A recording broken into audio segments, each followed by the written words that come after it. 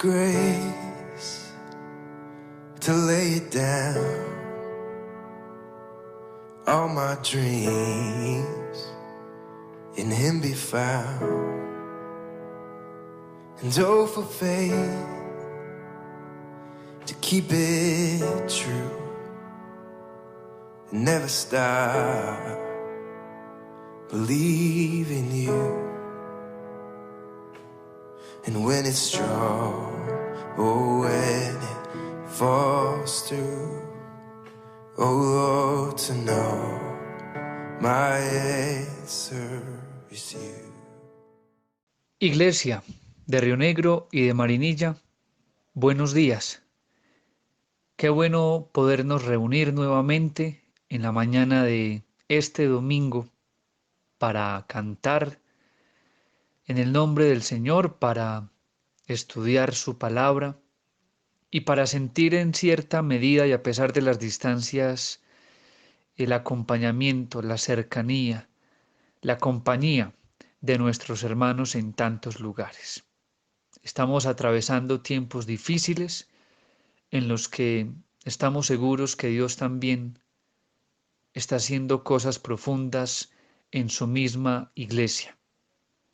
Porque hemos solido pensar, creo yo, de manera equivocada, que todo el caos que ha traído el COVID-19 es por causa del pecado del mundo, y eso puede ser probable. Pero también es muy probable que Dios esté utilizando toda esta emergencia también para remover los cimientos de nuestras iglesias y mostrarnos qué estamos haciendo bien y qué estamos haciendo mal. Quiero compartir algo breve para comenzar la reunión de hoy. He estado meditando esta semana en un pasaje particular del libro de Eclesiastés, escrito por Salomón, el hombre más sabio que haya pisado la tierra. Y al final del libro de Eclesiastés, lo último que escribe Salomón en el capítulo 12, versículos 13 y 14 es: el fin de todo el discurso oído es este: teme a Dios y guarda sus mandamientos, porque esto es el todo del hombre. Porque Dios traerá toda obra a juicio juntamente con toda cosa encubierta, sea buena o sea mala. Este versículo me gusta mucho porque resume básicamente todo el gran discurso dado por Salomón en un libro de suma sabiduría como es Eclesiastés. Él mismo lo dice en sus palabras en el versículo 13: el fin de todo el discurso oído es este, es decir, todo lo que he escrito en este libro, todo lo que he dicho, todo lo que he proclamado, todo lo que he predicado se resume en esto. Y son dos cosas. La primera, teme a Dios, y la segunda, guarda sus mandamientos, porque esto es el todo del hombre. Entonces dice que la primera cosa que resume todo su gran sermón es el temor a Dios. Y considero yo, hermanos, que hay dos tipos de temores. Un temor que nos aleja y un temor que nos acerca a Dios. Hay un temor de pánico, de terror, que en cierta medida podría ser entendido incluso como el temor que podríamos tener de el juicio venidero contra los pecadores y contra Satanás por parte de Dios el día de su juicio. Hay un temor que nos puede impulsar a alejarnos de ciertas cosas. Hay un temor que nos impide enfrentar ciertas situaciones de nuestras vidas. Pero creo yo que hay un temor que es un temor bíblico, que es un temor reverencial, es un temor de respeto, es un temor casi que infundado por el amor, que en lugar de alejarnos nos impele a acercarnos a Dios. Aquí Salomón habla del temor a Dios, Pero ¿qué es eso del temor a Dios? El mismo libro de Proverbios en el capítulo 1, versículo 7 dice, el principio de la sabiduría es el temor de Jehová.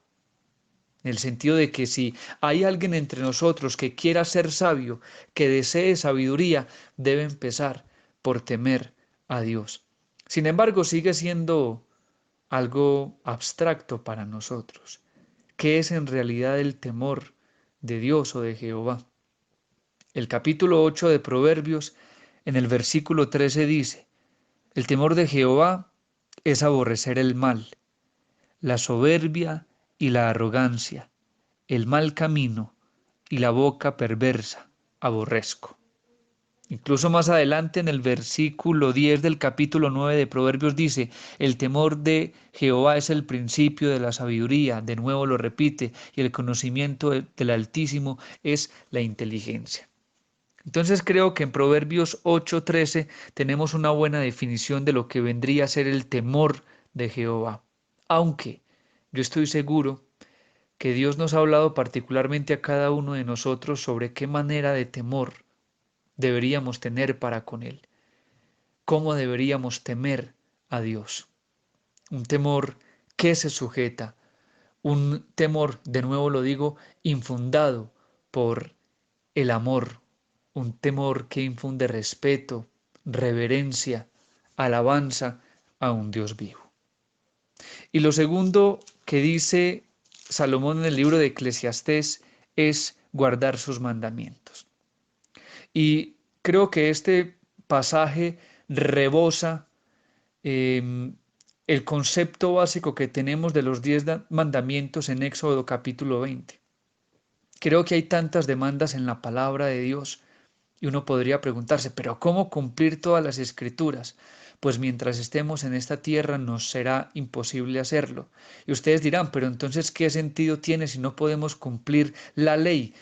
Pues para eso está la gracia, porque se supone que Jesús cumplió toda esa justicia por nosotros en su santidad.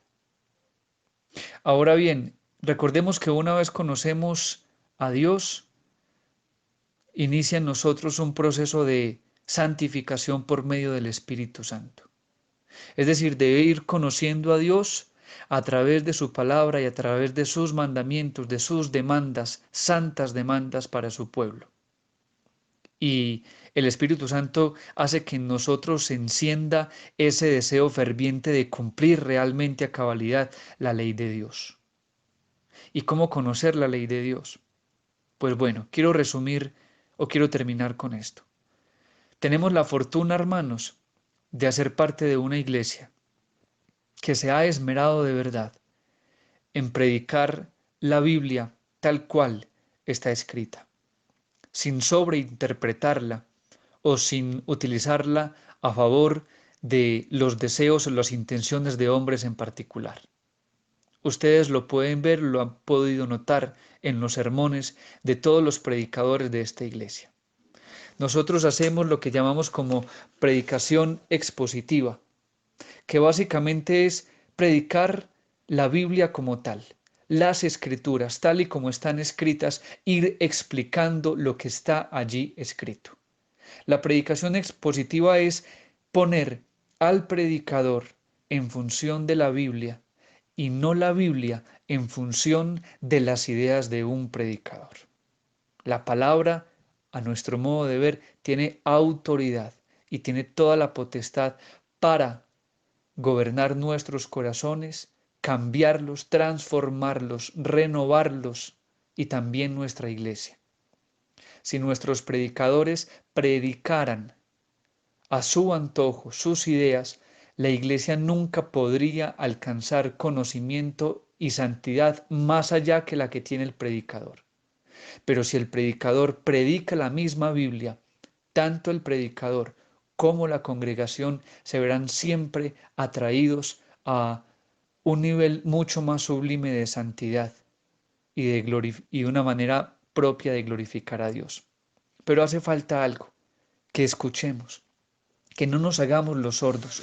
Si ustedes van al libro de Nehemías, se van a dar cuenta que El pueblo en una ocasión, en el capítulo 8, versículos 7 y 8, el pueblo estaba escuchando atento y la palabra de Dios, la ley, y había intérpretes o había predicadores que les hacían entender las escrituras, y en el versículo 12 dice que el pueblo se iba gozoso para sus casas porque habían entendido la palabra.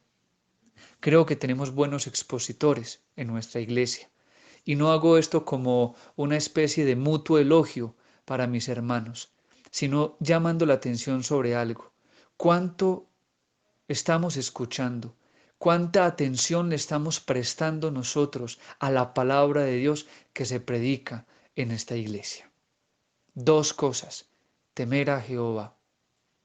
Uno. Y en segundo lugar, guardar sus mandamientos. Los invito entonces para que reflexionemos en este resumen de todo el sermón de Salomón.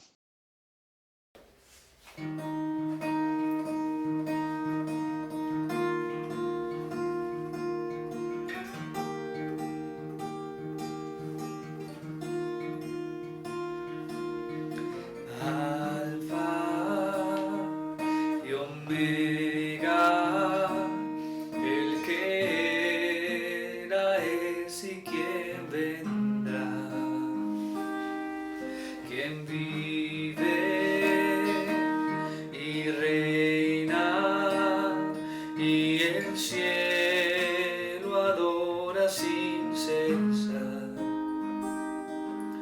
Tu nombre y gloria es la canción que rodea el trono. Se escucha: Santo, Santo, Todopoderoso, digno es el de adoración. Al Cordero que crucificado fue, sea la gloria, su nombre sobre todo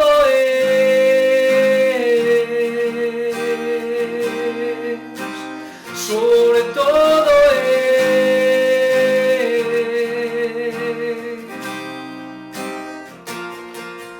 sus ojos como fuego y su rostro brilla como el sol.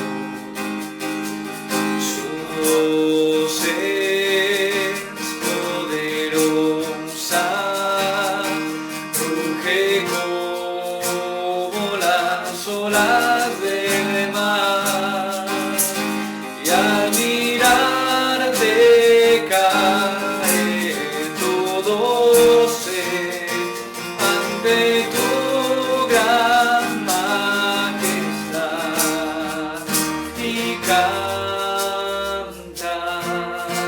Santo, Santo, Todopoderoso, digno es el de adoración. Al Cordero que crucificado fue, sea la gloria, su nombre sobre todo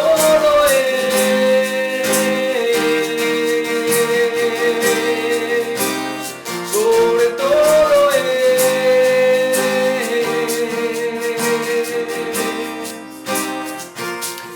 Con tu sangre has comprado gente de toda lengua y nación. Toda rodilla a ti se doblará, y toda lengua te confesará: Señor, has vencido la muerte y la maldad, y en victoria reinas.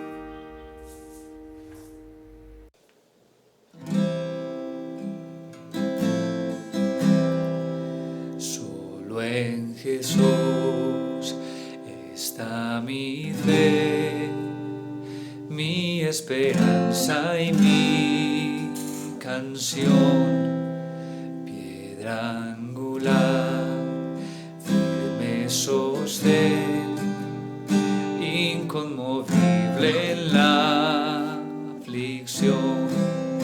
Cuán grande amor, inmensa paz, en el temor o adversidad, consolador, amigo fiel, yo en su amor me sostendré.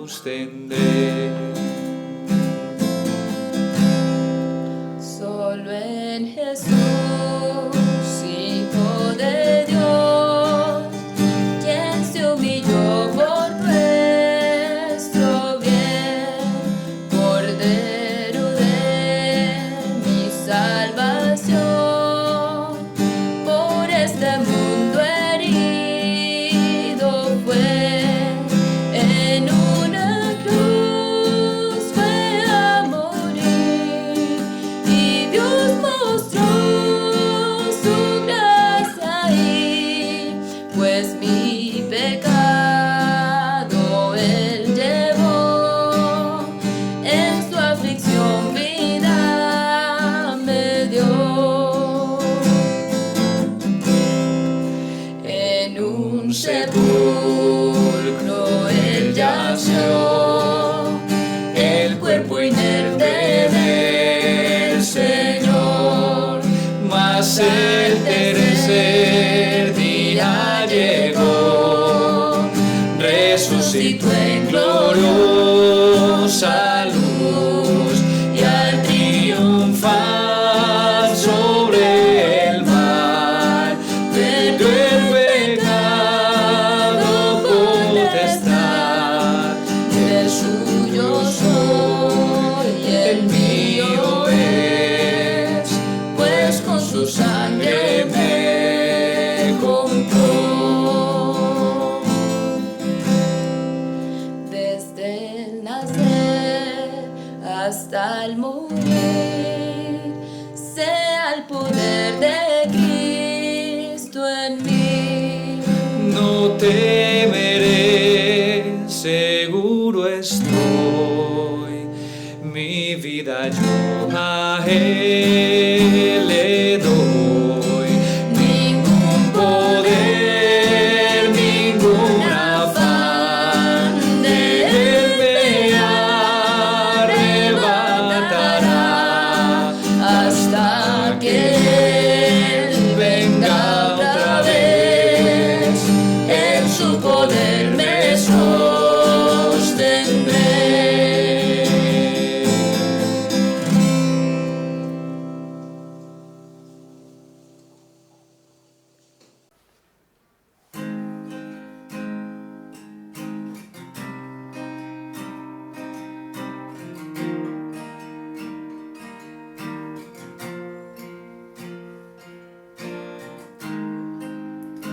Desolados ya no más,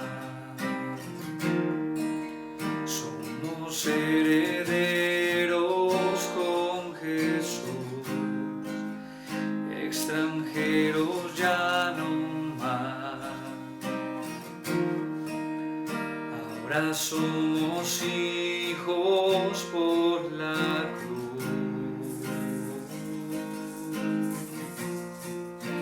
Somos iglesia, reino de luz, nuestra bandera, la cruz de Jesús.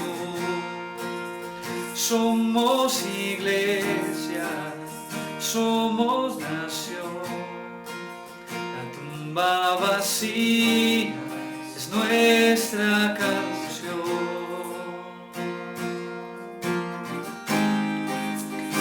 Extraviados ya no más, llamas de vuelta a nuestro hogar, separados ya no más.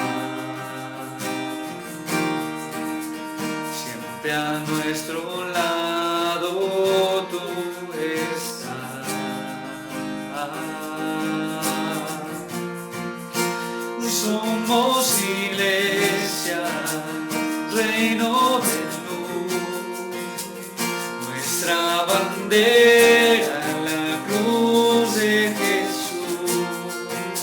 Y somos iglesia, somos nación. La tumba vacía es nuestra canción. La tumba vacía es nuestra canción. Vivo estás en gloria y honor, reinas en victoria, Señor, nuestro ser entona una voz. Cristo es Dios, Cristo es Dios.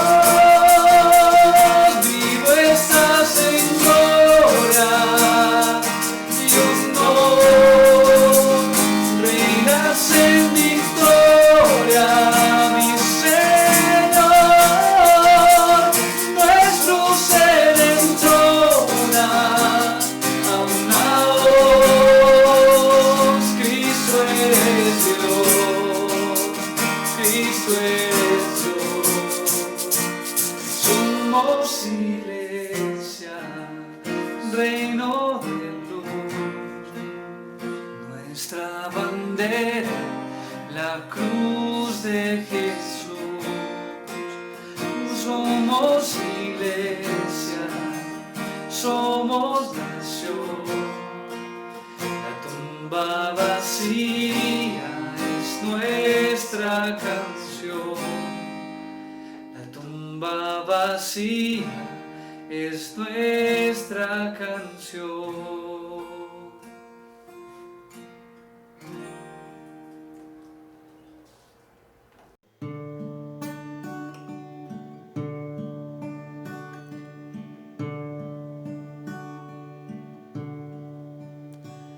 Por todo tu amor te doy gracias, por todo aquello que harás, por tantas promesas, por ser mi Señor. Tu amor me ha traído hasta aquí y hoy te doy gracias. Te doy gracias, gracias Señor. Te doy gracias, gracias Señor.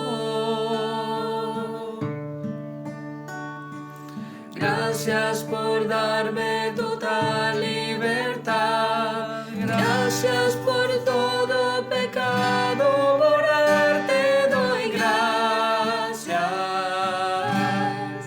oh Cristo, gracias. Hoy te doy gracias,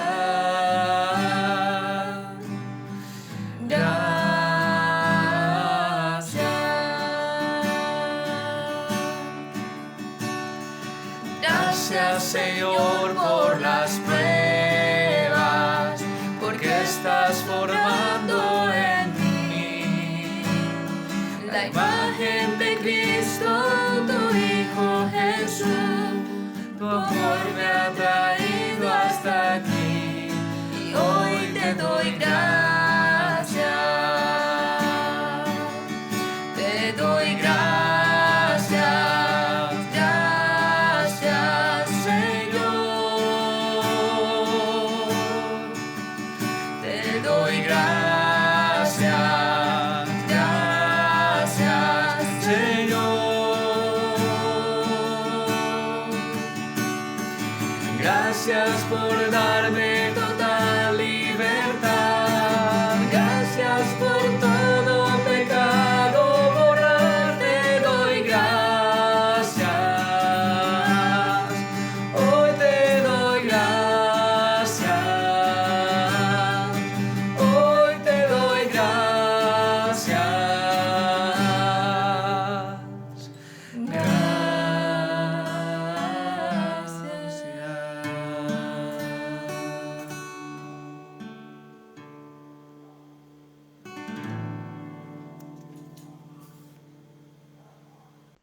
Buenos días, hermanos, un caluroso saludo.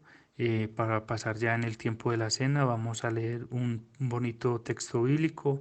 Es Juan 6, desde el 27 hasta el 35, en donde Jesús se nos ofrece como el pan de vida. Dice el versículo 27 en adelante: Trabajad no por la comida que perece, sino por la comida que a vida eterna permanece, la cual el Hijo del Hombre os dará, porque a éste señaló Dios el Padre. Entonces le dijeron: ¿qué debemos hacer para poner en práctica las obras de Dios?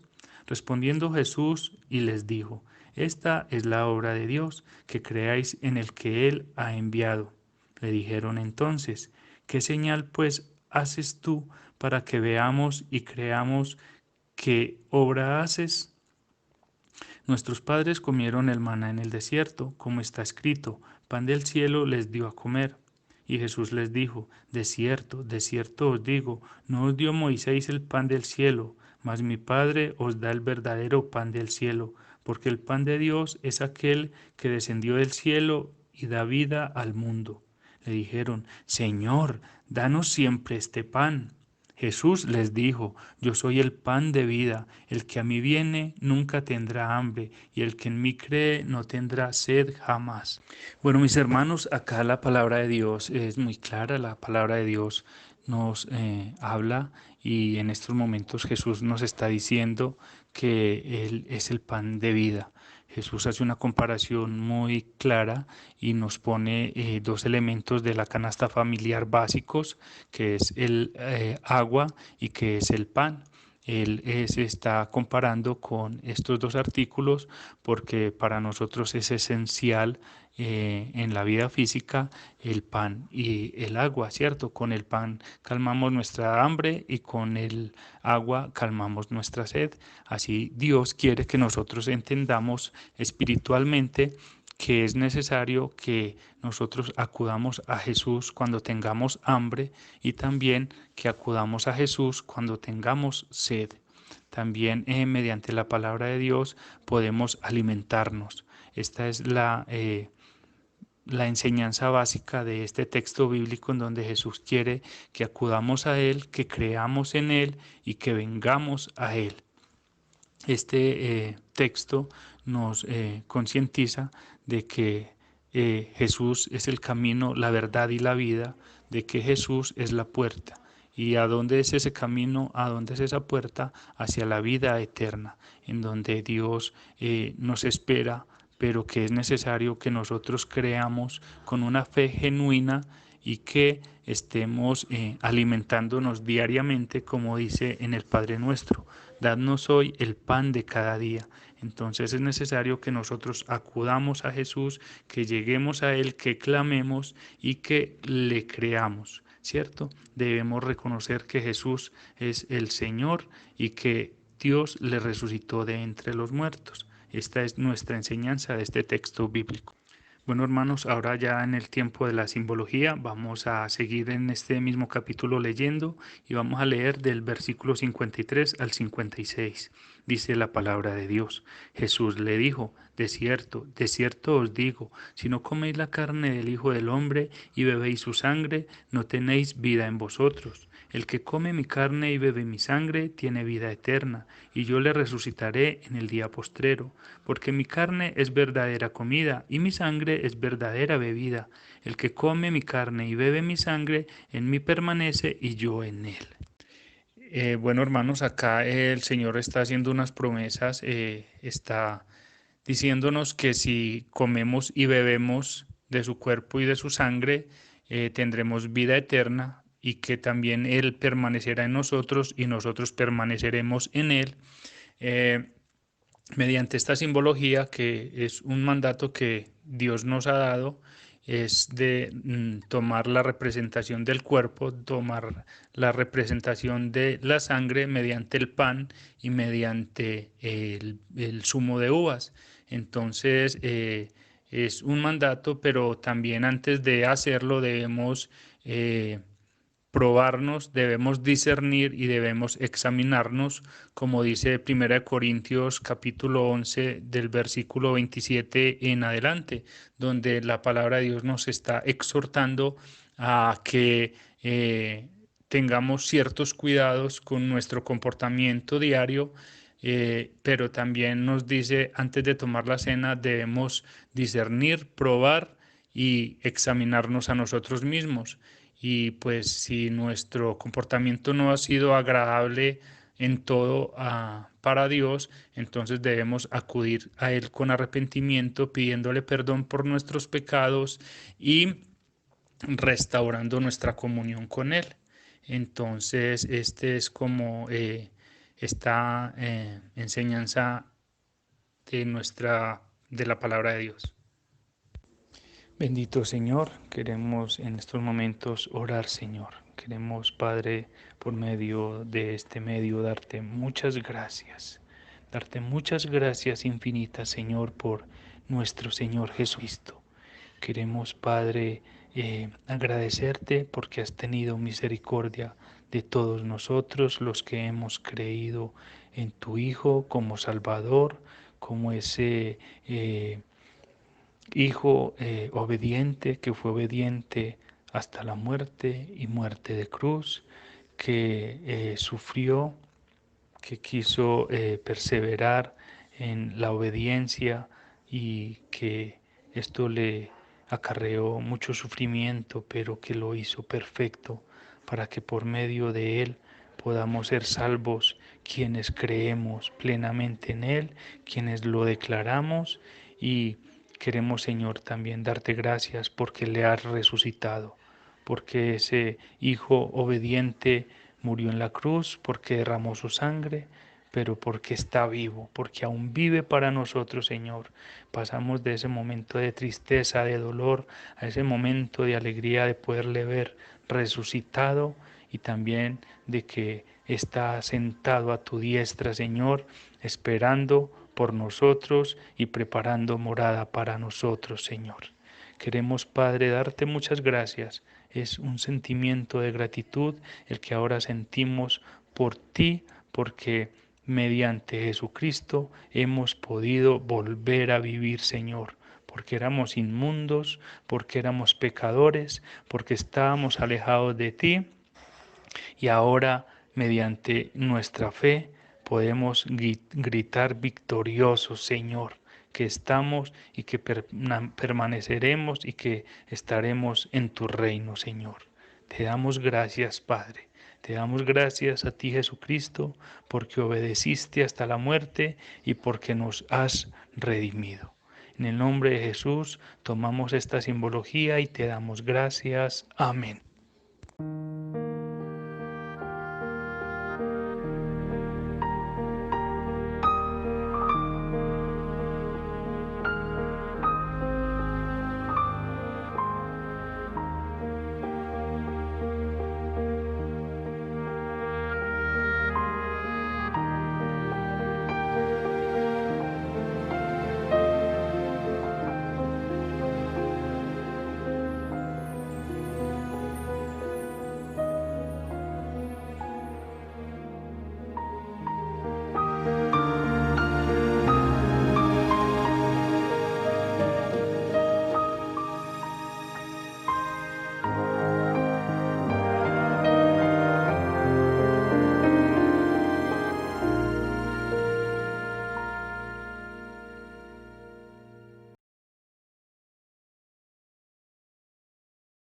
Muy buenos días, hermanos. Esperamos que se encuentren muy bien. Reciban un saludo de parte de Keren, de Ezequiel y mía.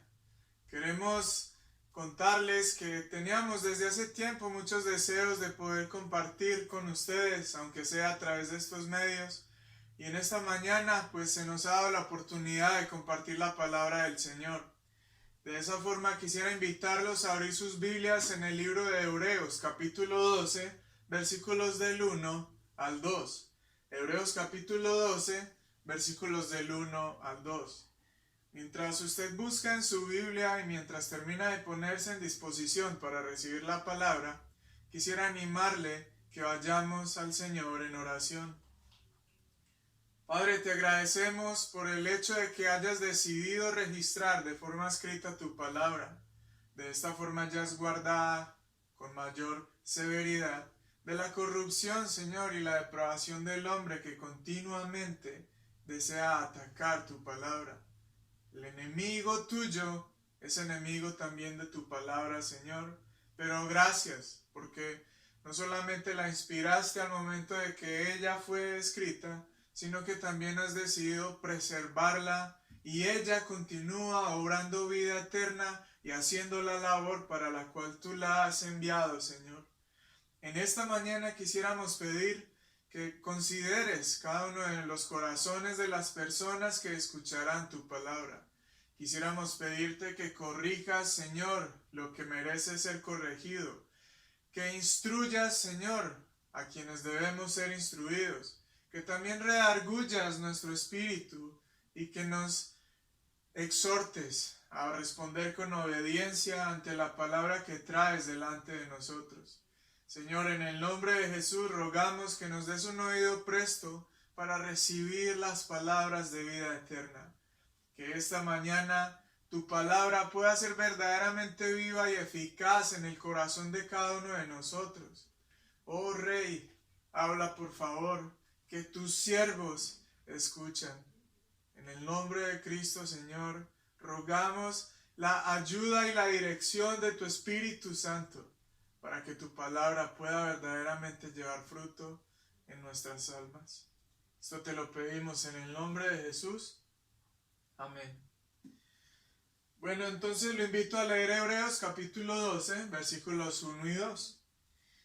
Por tanto, nosotros también, teniendo en derredor nuestro tan grande nube de testigos, despojémonos de todo peso y del pecado que nos asedia, y corramos con paciencia la carrera que tenemos por delante.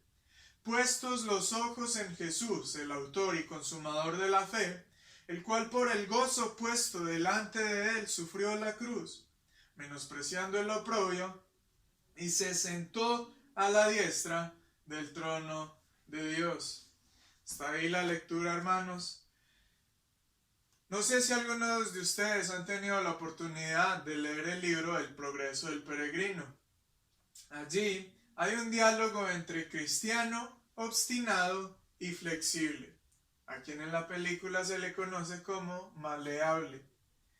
El diálogo versa de la siguiente manera. Obstinado preguntó: ¿cuáles son las cosas que tú buscas, por las cuales estás dispuesto a dejar todo el mundo a fin de hallarlas? Buscó una herencia incorruptible y que no puede contaminarse ni marchitarse, dijo Cristiano. Está arriba en los cielos y cualquier hombre que la busca con diligencia la recibirá. Leed esto en el libro y lo entenderéis. Va, dijo obstinado, fuera con tu libro. ¿Volverás a nosotros o no? No, contestó Cristiano. Ya he puesto mi mano en el arado y no me volveré atrás. Ven, vecino flexible, obstinado comentó, volvamos a casa sin él. Este loco está lleno de palabras huecas. Él piensa que es muy inteligente y que nadie se le puede igualar. Pero flexible contestó: no te burles de él. Cristiano es un buen hombre.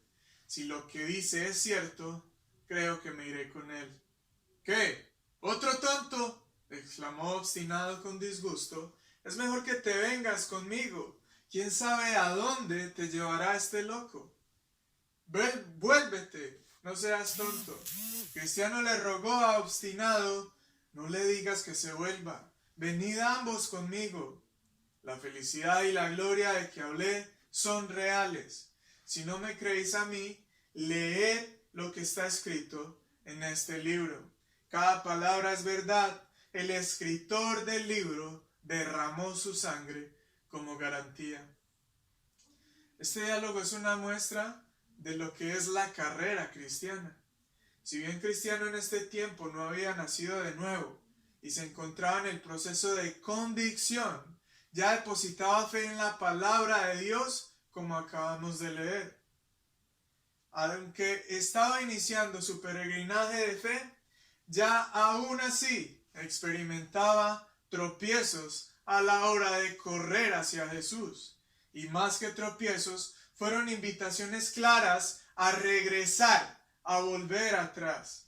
El texto de esta mañana es un gran ánimo para el cristiano, y con la ayuda y la dirección del Espíritu Santo, veremos que los creyentes que vivieron antes que nosotros, a los cuales el texto de Hebreos 12 hace referencia directa, que son a los personajes que se encuentran en Hebreos 11, aquellos que vivieron antes que nosotros son usados por el Señor para invitar al cristiano a tomar valor en su fe y a perseverar, despojándose de todo el peso y de pecado que nos asedia.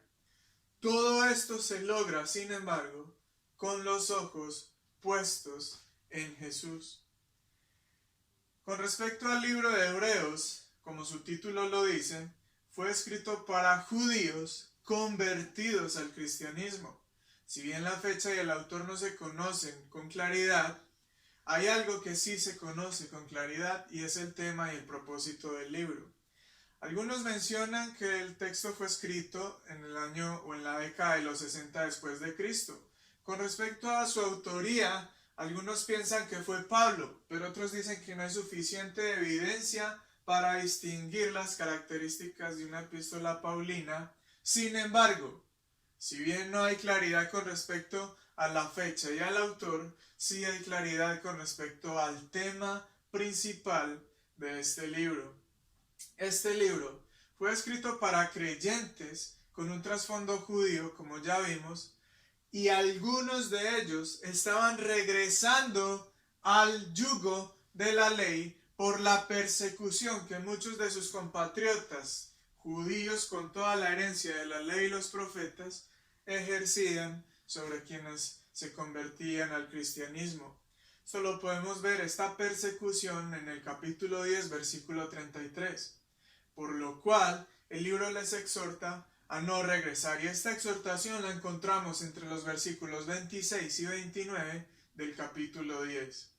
Les exhorta el autor que sean como cristiano cuando obstinado le invitaba a regresar atrás. Hebreos capítulo 10, versículo 39 dice: pero nosotros no somos de los que retroceden para perdición, sino de los que tienen fe para preservación del alma. Por otra parte, este libro podría ser resumido con la siguiente frase: Cristo es superior. Cristo es superior. Cristo es comparado, por ejemplo, con los profetas. También es comparado con los ángeles. Es comparado con Moisés en el capítulo 3. Con los profetas y los ángeles fue comparado en el capítulo 1. Es comparado con el sumo sacerdote en el capítulo 4. Con el sacerdocio de Melquisedec en el capítulo 7. Y con los sacerdotes mediadores entre Dios y el pueblo en el capítulo 8. La conclusión es la misma. Es la misma. Todos estos fueron sombra y figura de Cristo. Ninguno se compara. No regresen atrás. Cristo es superior. A la hora de exponer nuestros versículos 1 y 2 de Hebreos capítulo 12, quiero que tengamos en cuenta dos puntos. El primero se llama corre con perseverancia y el segundo corre contemplando la meta. A la hora de abordar el primer punto, corre con perseverancia, quiero que primero observemos que se corre con perseverancia cuando se escucha al equipo de la fe. Eso lo encontramos en la primera parte del versículo 1. De acuerdo con el autor de Hebreos, la carrera del cristiano no es un acto individual.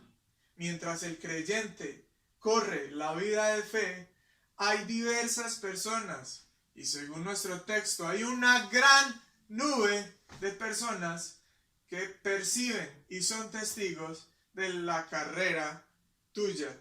Según el versículo 1 del capítulo 2, entonces, estas personas son descritas como testigos. ¿Eso qué quiere decir? Que segundo tras segundo, ellos están presenciando todo nuestro peregrinaje de fe.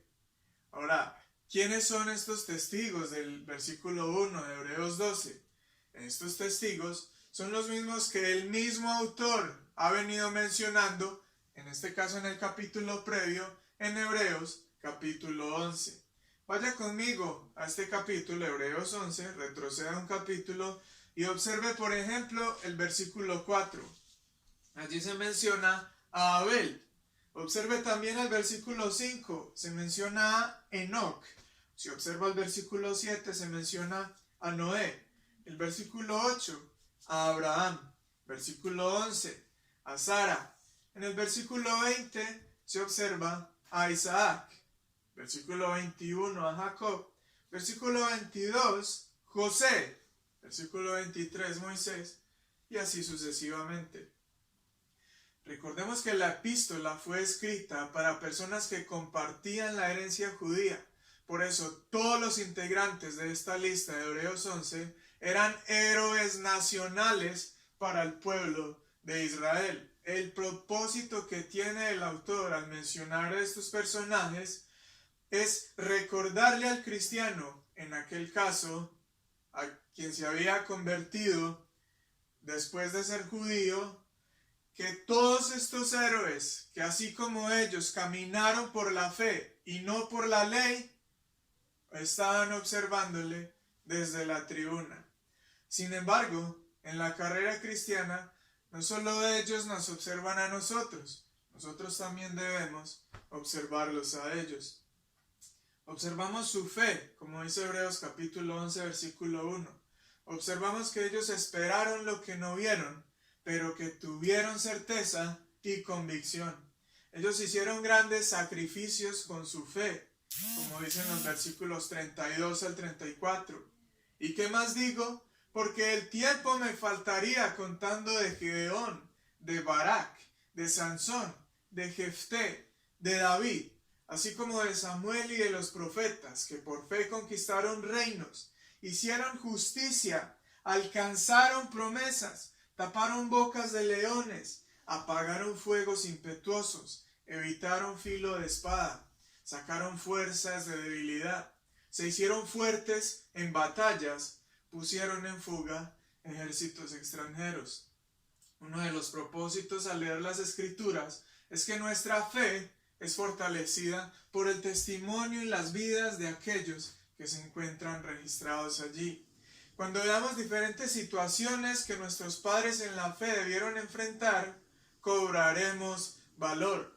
Además, de alguna forma, agradeceremos a Dios. Cuando veamos las fallas de Abraham, cuando veamos las fallas de Isaac y de Jacob, veremos que eran personas que, como nosotros, lucharon contra la corrupción, contra el pecado que aún así moraba en ellos, después de que su fe les hubiese sido contado por justicia delante de Dios. Dudaban, se deprimían, se entristecían, luchaban contra la incredulidad, como lo hacemos usted y yo. Por otra parte, agradecemos también que hay testimonios de victoria. Por ejemplo, la vida de José o la vida de Daniel, totalmente irreprensible e intachable. Cuando nuestras bocas se vayan a llenar de excusas delante de Dios al decir, Señor, fallé, pero como te falló Abraham, como te falló Isaac, como te falló Jacob, entonces muy seguramente el Señor traerá a nuestra mente a los personajes victoriosos e intachables para remover las excusas de nuestros labios. Bueno, esto es en lo que refiere a contemplar o a correr cuando observo o escucho al equipo de la fe. Por otra parte, se debe correr con perseverancia cuando se quita lo que obstaculiza la fe. Ese es nuestro segundo punto de la primera parte.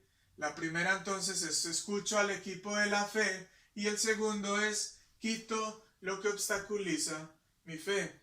Así como un atleta de alto rendimiento no compite cargando una maleta sobre sus hombros, así el cristiano debe deshacerse de todos esos pesos muertos que le impiden correr. La segunda parte del versículo 1 del capítulo 12 de Hebreos nos dice: despojémonos de todo pecado y del peso que nos asedia. ¿Qué quiere decir esto entonces? Que con respecto a la palabra peso y pecado, son obstáculos que nos impiden correr en la carrera. Analizando la palabra peso específicamente, viene del griego oikos y significa masa voluminosa que tiene una connotación opresiva.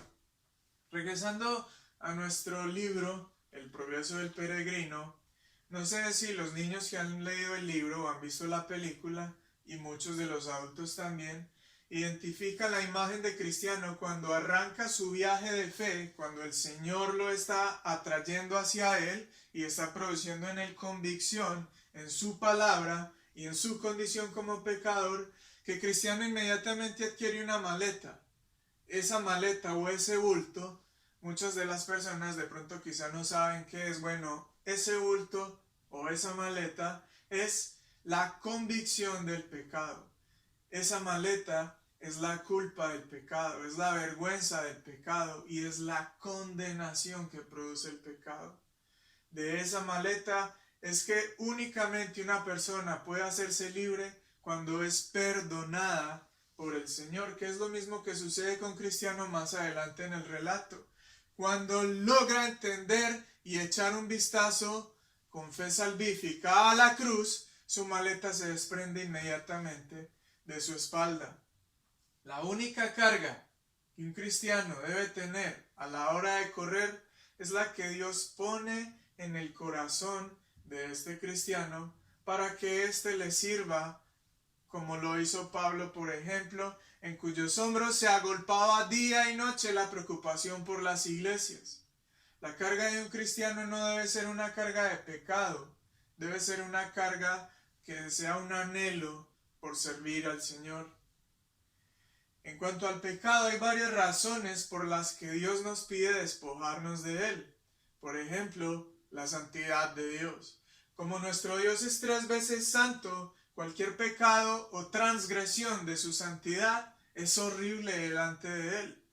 Para tener un vistazo claro del pecado, pues simplemente echemos un vistazo a la cruz. Lo que nuestro pecado hizo a Jesucristo nos permite percibir el horror y la profundidad del pecado. Otro de los aspectos por los cuales no debemos incurrir en pecado es porque contristamos, en el caso de los creyentes, al Espíritu Santo que mora en ellos. Cuando se peca, se contrista con gran profundidad al Espíritu Santo y ese contristamiento produce una interrupción en la comunión o en la obra santificadora del Espíritu Santo en nosotros. La tercera razón, que es una de las que vamos a analizar, es que el pecado tiene una horrible naturaleza destructora en la vida del creyente. Así como Satanás vino para hurtar, para matar y destruir, el pecado hurta, mata y roba el alma del creyente. Uno de estos aspectos de las consecuencias que el pecado tiene en el alma del creyente es las sensaciones que éste produce. Específicamente vamos a analizar una que es la culpa. El pecado nos impide correr la carrera cristiana porque llena nuestros corazones de culpa. El puritano Thomas Watson dijo lo siguiente: la culpa corta las alas de la oración para que ésta no pueda volar hacia el trono de la gracia. Asimismo, el teólogo R.C. Sproul dijo: la culpa es una de las fuerzas que detiene al espíritu humano de forma más poderosa. ¿Qué es lo que detiene a un cristiano de correr su carrera cristiana? Una de esas cosas es el sentimiento de culpa que viene a su alma después de que ha pecado contra Dios. Si el cristiano no es verdaderamente libre con respecto al pecado, jamás podrá despegar en su carrera cristiana. Si el cristiano no se despoja de su pecado, entonces no podrá perseverar en la comunión con el Señor y por ende no gozará de la vitalidad o del vigor verdadero de una vida cristiana, que es mucho y es grande, pero cristianos que se inmiscuyen con profundidad en el pecado, privan sus almas de esta vida abundante, la cual prometió Jesucristo. De pronto muchos de nuestros amigos o de nuestros familiares no pueden entender la profundidad de la lucha que llevamos al constantemente esforzarnos para presentarnos santos delante de Dios. Pero si eso nos pasa, no desmayemos. Recordemos entonces que en derredor nuestro hay una gran nube de testigos presenciando nuestro peregrinaje de fe, comprendiendo las luchas que tenemos y dándonos sus propias vidas como un testimonio perfecto para perseverar en esta lucha. La ilustración es la siguiente. Imagínese que al usted ser salvo por la gracia y la misericordia de Dios en la persona y la obra de Jesucristo, usted es salvo y usted entra a un estadio olímpico y está a punto de correr la carrera de fondo, que son 1000 metros, y usted mira la tribuna y la tribuna está llena y está repleta de personas que están alentándolo justo a usted. Todas estas personas están allí con el fin de alentarlo a usted. Y cuando el poder del evangelio logra salvar su vida, ¡bam! Usted se encuentra corriendo la carrera y suena la pistola, y mientras usted corre y observa la tribuna, allí está Abel. Y Abel le dice, ¡corre! Corre de tal manera que tu vida sea una ofrenda agradable delante de Dios. Pero tú también observas a Enoc, y Enoc te dice, ¡corre! Pero corre de tal forma que tu vida camine de cerca con el Señor. Sigues corriendo y observas a Noé, y Noé te dice, ¡corre! Corre y advierte a todo pecador que hay un juicio terrible por venir para él a menos que se arrepienta. Y sigues corriendo y observas a Abraham, y Abraham te dice, ¡corre!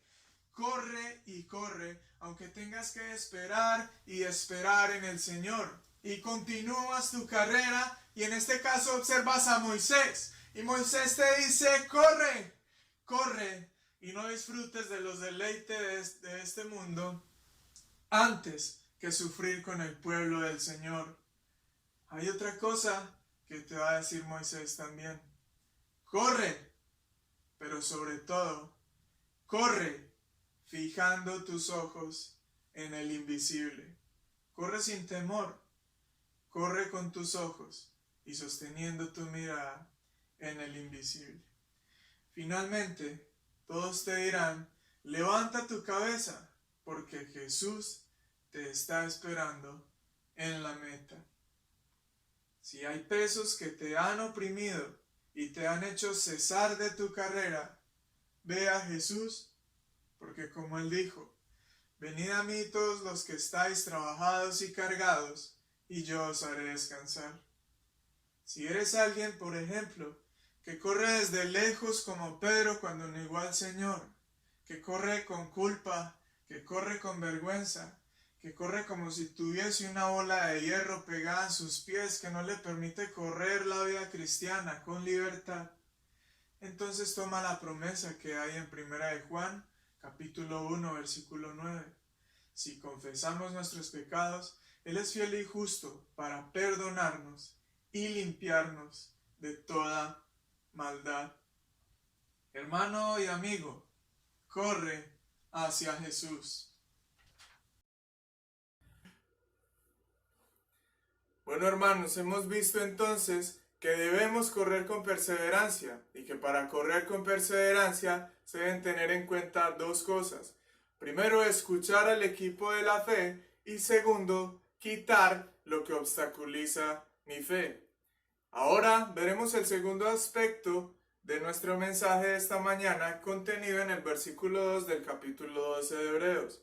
Y es que debemos correr contemplando la meta. Y para correr contemplando la meta debemos observar primero a Jesús como el autor y consumador de la fe, y segundo, como el objeto de nuestra fe.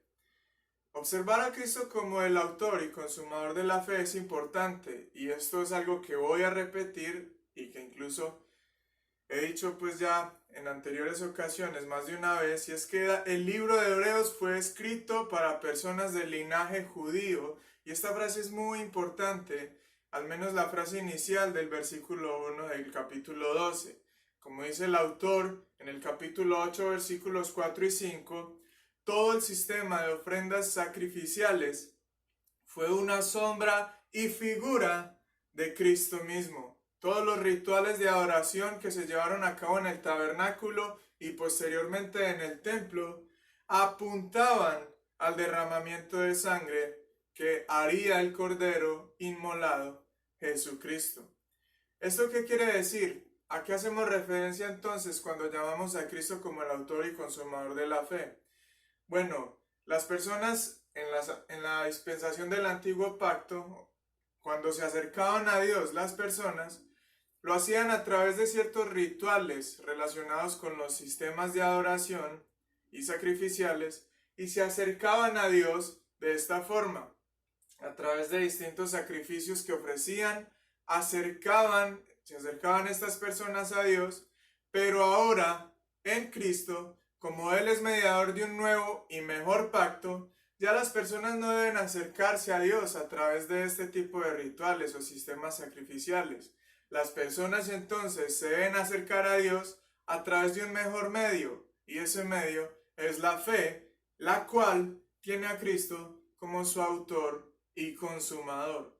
Ya no nos acercamos a Dios entonces a través de todo este tipo de sacrificios o sistemas, sino que nos acercamos a Dios por medio de la fe, y de la fe únicamente en la persona y obra de Jesucristo. Aparte de Cristo, no existiría una persona tan perfecta y digna que pueda ser considerada como el objeto de nuestra fe. En nuestro caso entendemos que Cristo entonces cumplió a cabalidad todos los requisitos y condiciones establecidas en el antiguo pacto de obras. Cristo tuvo la obediencia perfecta que ninguno de nosotros tuvo ni podrá tener jamás. Cristo cumplió toda la ley de Dios a la perfección. Cristo es el Cordero inmolado que derramó la sangre que el antiguo pacto de obras requería, y Cristo cumplió lo que Adán no pudo. Es lo que encontramos en Romanos capítulo 5 versículos del 12 al 19. Ahora, contemplamos entonces la meta observando a Cristo como autor y consumador de la fe, pero también contemplamos la meta observando a Cristo como el objeto de nuestra fe. En la segunda parte del versículo 2 se nos muestra que el motivo que tuvo Jesús para ir a la cruz fue el gozo puesto delante de él. Algunos comentaristas dicen que este gozo se produjo en Cristo al ver que tras su sacrificio, su muerte, su resurrección y su ascensión, regresaría a estar cerca del Padre, físicamente a sentarse a la diestra de él.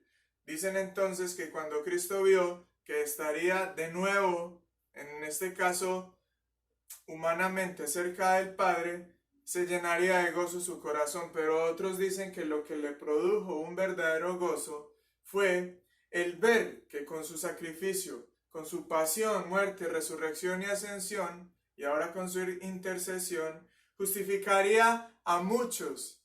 Y pues creemos que la segunda perspectiva es la correcta, porque como dice Isaías 53:11, verá el fruto de la aflicción de su alma y quedará satisfecho. Por su conocimiento justificará a mi siervo justo a muchos y llevará las iniquidades de ellos. Tras Cristo saber entonces que el fruto de la aflicción de su alma llevaría a muchas almas a la gloria, se regocijó y así afirmó su voluntad para ir a la cruz. Es lo que vemos que sucedió en Getsemaní, que es quizá el momento más crítico en toda la historia de la humanidad, donde Cristo, en su naturaleza humana, pidió al Padre que si era posible, que el Padre pasara de él esa copa. En su humanidad, Cristo vio que toda la ira de su Padre recaería sobre él, con el fin de satisfacer su justicia y justificar a muchos pecadores.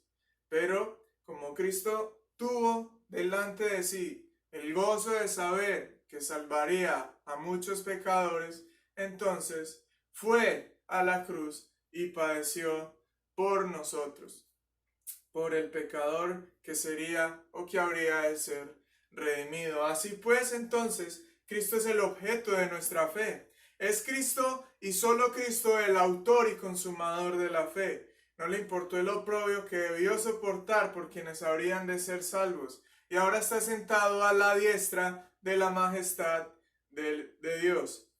Es hacia Él, es hacia Cristo entonces que corre el cristiano. Esa es la meta de la carrera cristiana. Es el quien espera al creyente cuando éste termine su peregrinaje en la vida. Allí estará el Salvador, allí disfrutarán los creyentes de Él por siempre. Una vez los salvos mueran, les acogerá la certeza de aquel a quien hemos esperado y la convicción de quien vimos con los ojos de la fe. Allí será consumada la fe y estaremos cara a cara con el autor de ella. Una vez los salvos mueren, la fe habrá cumplido su cometido y esta ya no será necesaria, porque todos los redimidos morarán con Cristo eternamente. Quizá por ahora la presencia de Cristo en el cielo puede plantear preguntas, muchas preguntas para los creyentes. El puritano Thomas Goodwin en su libro El corazón de Cristo en el cielo hacia los pecadores en la tierra escribió, cuando en ese entonces los nombres de los libros eran increíblemente largos, dice que los creyentes solemos encontrar tropiezo en nuestro camino de fe, en la doctrina de la ascensión y el asentamiento de Cristo a la diestra del Padre. Goodwin dice que debido a la ausencia física de Cristo en la tierra y a que fue elevado a tan infinita distancia en gloria, entonces ahora los pecadores y los cristianos no encuentran realmente confianza, no sienten seguridad y libertad para ir delante de Él y tratar los temas relacionados con su salvación. Goodwin reflexiona en los temores del cristiano de la siguiente manera. Él dice, si nuestra porción hubiese sido, piensan los cristianos, haber compartido con Él en los días de su carne como María y Pedro y sus otros discípulos lo hicieron aquí abajo, hubiésemos tenido confianza delante de Él y hubiésemos traído todo a sus brazos, porque ellos lo contemplaron ante sí como un hombre a su semejanza, y Él estuvo lleno de mansedumbre y gentileza, siendo Él mismo semejante a carne de pecado y sensible a todo tipo de aflicciones. Pero ahora se ha ido a un país lejano y se ha vestido de gloria e inmortalidad. Y ahora no sabemos si su corazón pudo haber sido alterado por esto. En otras palabras, lo que dice Goodwin es, ahora que Cristo está exaltado a la diestra de la majestad del Padre, no sabemos si su corazón se llenó de gloria de tal forma que no tiene tiempo o que sería importunarle cuando llevemos nuestras oraciones delante de Él. No sabemos si está ocupado en medio de tanta majestad y si tiene un oído presto o no para escuchar lo que pueden ser nuestras pequeñeces o nuestras peticiones tan ínfimas o insignificantes. Puede que esto sea algo que piensen muchos de los creyentes. Puede que muchos de nosotros nos identifiquemos con este tipo de dudas. ¿Me escuchará Cristo? Dado que Él está pendiente de toda su iglesia, ¿podrá realmente importarle mi petición como individuo único? ¿Será que sí? Bueno, si eres alguien que piensa así, déjame referirte a otras palabras que el mismo autor puritano Thomas Goodwin utilizó en referencia en este caso a Hebreos capítulo 4, versículo 15. Allí la palabra dice, porque no tenemos un sumo sacerdote que no pueda compadecerse de nuestras debilidades, sino uno que fue tentado en todo según nuestra semejanza, pero sin pecado. Comentando sobre estos versículos, entonces, Thomas Goodwin dice, este texto describe el corazón de Cristo como ningún otro. Asimismo, manifiesta cómo su corazón está dispuesto y obra hacia los pecadores de forma tan sensible que, en efecto, dice Thomas Goodwin, que Hebreos 4:15, los versículos de Hebreos 4:15, toman nuestras manos y las depositan en el pecho de Cristo, a fin de permitirnos sentir cómo su corazón late y su vientre clama por nosotros, incluso estando en gloria. Oh, si conociéramos cuán dispuesto está el corazón de Cristo, a pesar de estar en gloria, hacia cada uno de los suyos en la tierra. Cuán dispuesto está el corazón de Cristo para salvar, y no solo para salvar, sino para sostener a aquellos a quien Él mismo ha salvado. Cuán dispuesto está el corazón de Cristo.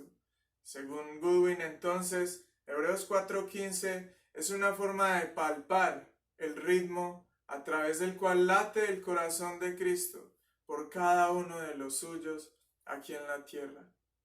Cuán dispuesto y cuán amoroso está Cristo hacia los pecadores en la tierra, aún después de estar en gloria, sentado a la diestra de la majestad de Dios. Nuestros ojos deben estar fijos en Jesús. Si analizamos el capítulo 11 de Hebreos con relación al verbo ver, nos daremos cuenta de su importancia en el tema de la fe.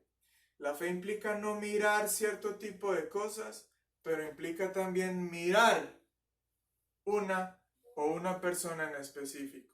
Si miras, por ejemplo, en Hebreos 11:1, en una parte de la definición de lo que es la fe, la última dice es la convicción de lo que no se ve.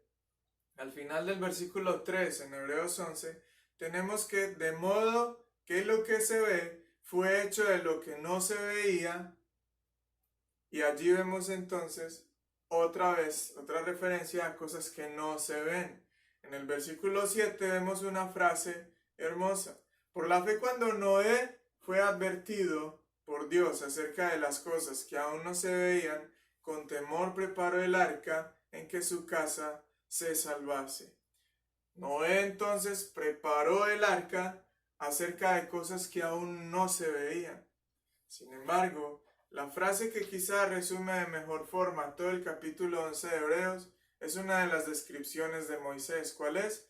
Por la fe dejó a Egipto, no temiendo la ira del rey, porque se sostuvo como viendo al invisible.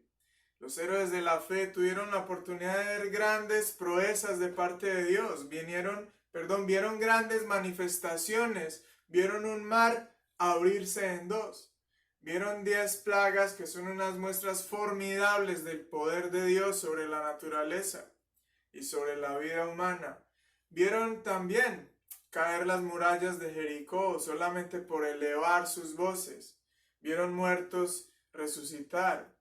Vieron demasiadas proezas, pero ellos no tuvieron el privilegio de ver lo que vemos usted y yo.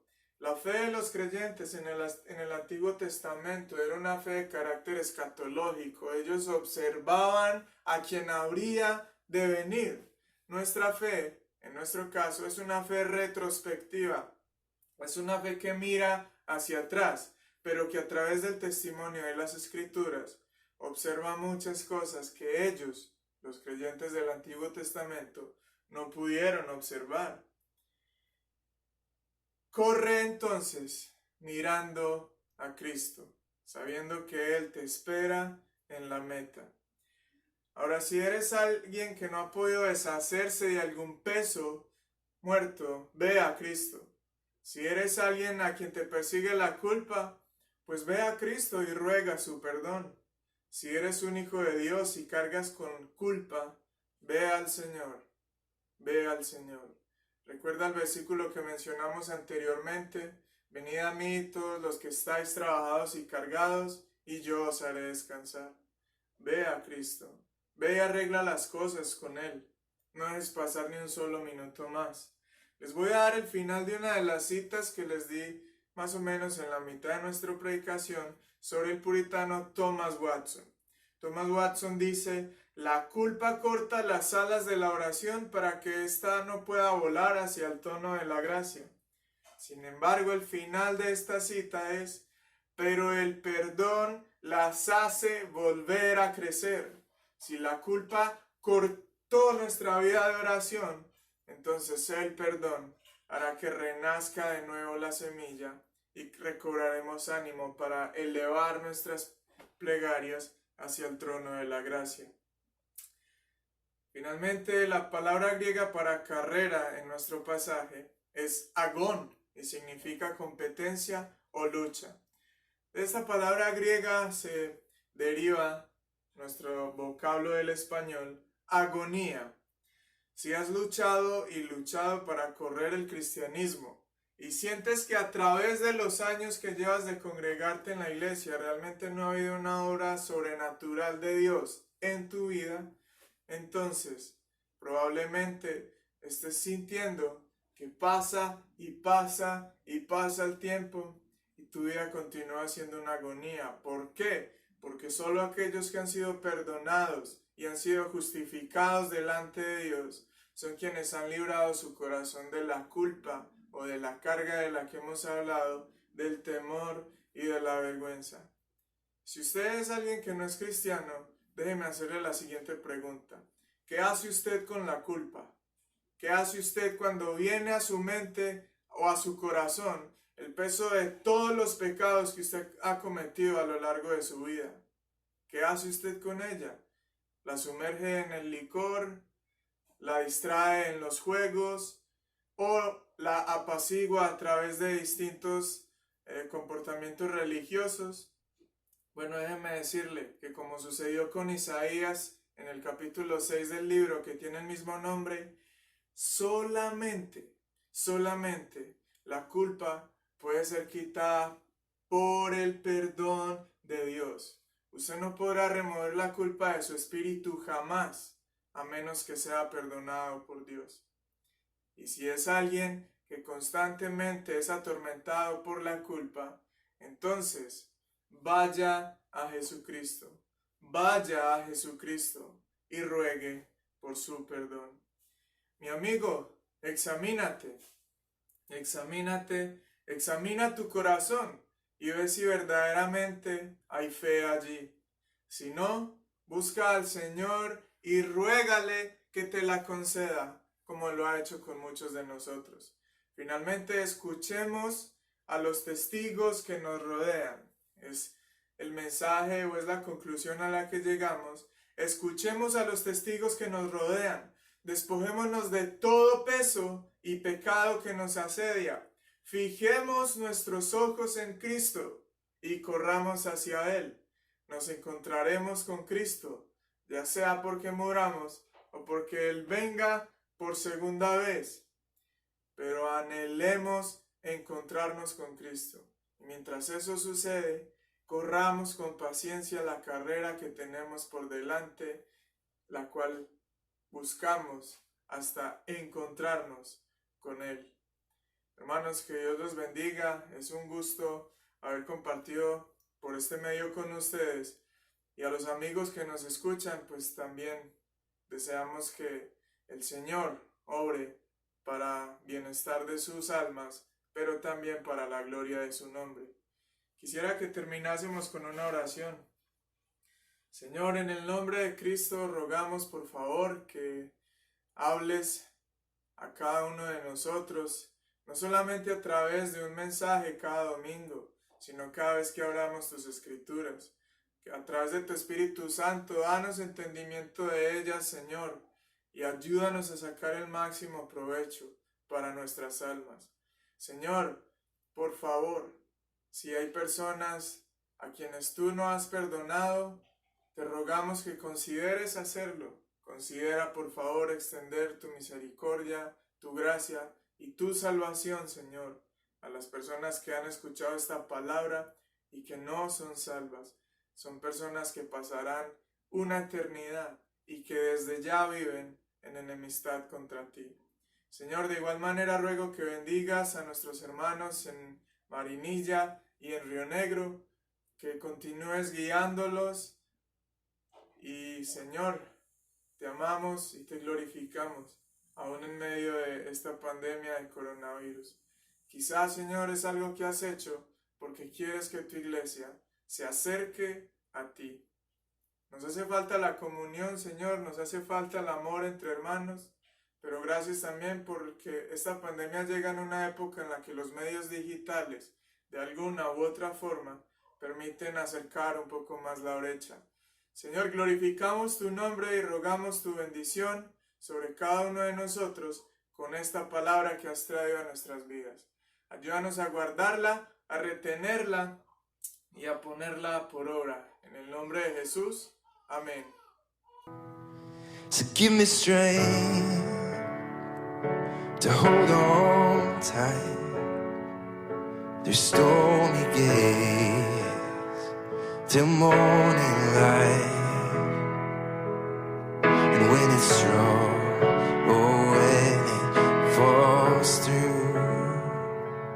And when it's strong, oh, when it falls through.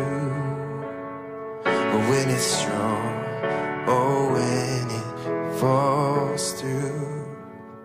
Oh Lord, to know my answer is you. You're my answer, you're my answer. You're my answer, you're my answer.